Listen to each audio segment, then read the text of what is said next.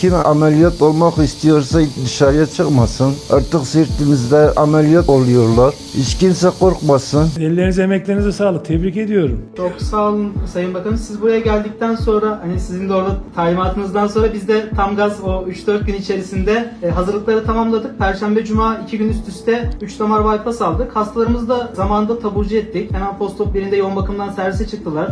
Postop 5'inde taburcu oldular. Şu anda da süreçleri iyi. Onları da burada size de selam vermek istiyorlar hem. Evet, çok tebrik ediyorum sizi. Siirt'te kalp ameliyatı yapıp, bypass yapıp insanlara şifa veren ellerinize sağlık arkadaşlar. Ekibinize teşekkür ediyorum. Bütün ekibe. Çok geçmiş olsun. Sağ ol hocam, Allah razı olsun. Sabah işe giderken tuttu beni. Girdim acilden tahlillerimi aldılar. Sonra anjiyo aldılar. Anjiyoda 3-4 tane damar tıkanıklığı göründü. Ameliyata almasını istediler. Siirt merkezde kalp ameliyatı yapılacağını sana 15-20 sene evvel söyleselerdi ne derdin? Vallahi süper olurdu. Teşekkür ederiz. Mehmet Bey geçmiş olsun.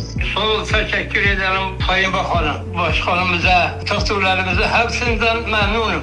Sayın Bakanım, yarın ilk kalp kapağı ameliyatını da yapacağız Siirt'te. İyi hadi bakalım maşallah. Yapacağız. Onun da bilgisini vereyim istedim size. Tamam ama benim dediklerimi de yapacaksınız değil mi geldiğimde? Ben sizlerin orada hoca olmasını, öğrenci yetiştirmesi, sizin gibi birçok genç vatana millete hayırlı hekimler yetiştirmenizi istiyorum. Orası artık bir nüve olsun istiyorum Siirt. Oldu mu? Biz sizin adınıza burada çalışıyoruz. Allah razı olsun arkadaşlardan, hastanelerden, Sayın Cumhurbaşkanımızdan. Siirt'te kalp bypass ameliyatı yapacak kadar sağlık orada gelişti. İyi ki orada ekip var. İyi ki sizler varsınız. Siz çalışıyorsunuz, hizmet ediyorsunuz. Biz de sizlere hizmet ediyoruz. Allah sizden razı olsun. Bütün ekibe teşekkürler. Allah yolunuzu açık etsin.